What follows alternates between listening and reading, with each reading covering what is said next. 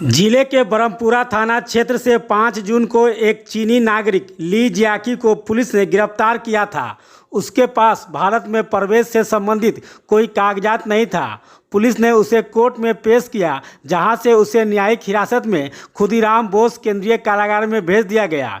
उसके बाद उसने आत्महत्या की कोशिश की। उसने अपने प्राइवेट पार्ट को काटने का प्रयास किया।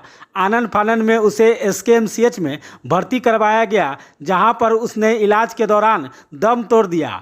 मामले को लेकर मानवाधिकार मामलों के अधिवक्ता SK झा ने राष्ट्रीय मानवाधिकार आयोग नई दिल्ली और राज्य मानवाधिकार आयोग पटना में 2 अलग अलग याचिका दाखिल किया।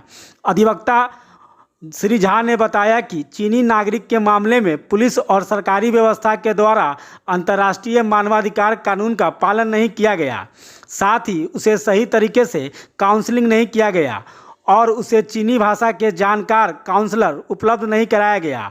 अगर उसकी सही तरीके से काउंसलिंग होती तो चीनी भाषा के जानकार काउंसलर उपलब्ध कराया गया होता तो शायद वह जिंदा रहता। अधिवक्ता ने कहा कि उसके परिजनों के पास उसका डेड बॉडी पहुंचे, इसके लिए प्रशासनिक व्यवस्था और सरकार को पूरा प्रयास करना चाहिए। उन्होंने मानवाधिकार आयोग से इस पूरे प्रकरण की जांच की मांग की है।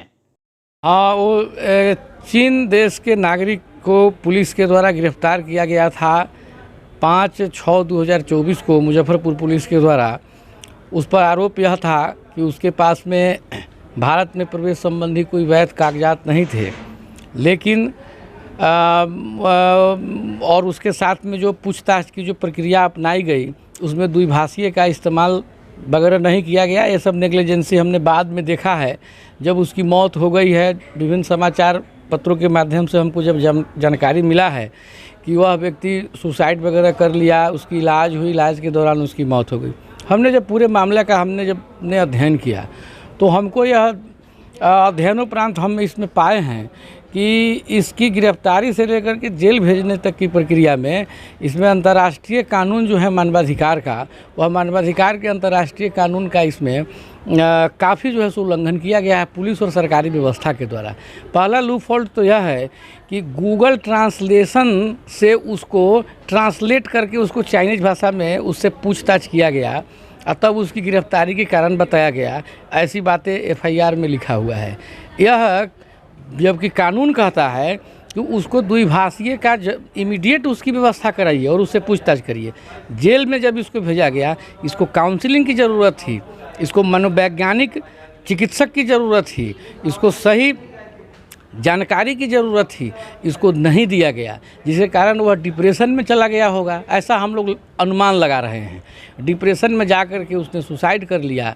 लेकिन अगर वह एक जासूस अगर था तो भारत सरकार को आवश्यक जानकारी नहीं मिल पाई, और भारत सरकार को आवश्यक जानकारी नहीं मिल पाई, इसका सबसे बड़ा का कारण यहाँ का जो सरकारी व्यवस्था है, पुलिस प्रशासन है, वह इसके लिए लायबल है।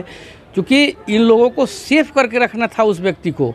अगर कोई, हम लोगों ने बहुत जगह सुना कि नहीं वो एक जासूस था। अगर जासूस भी था तो एक तो वह इंसान था।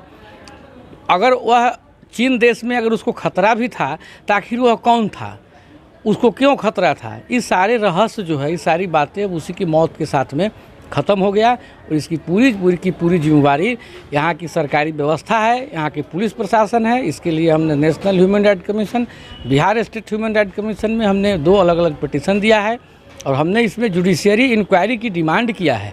और आज हम लोग समाचार पत्र भी हम लोगों ने पढ़ा है तो देखा है कि उसमें जुडिशियरी इंक्वायरी हो भी रही है।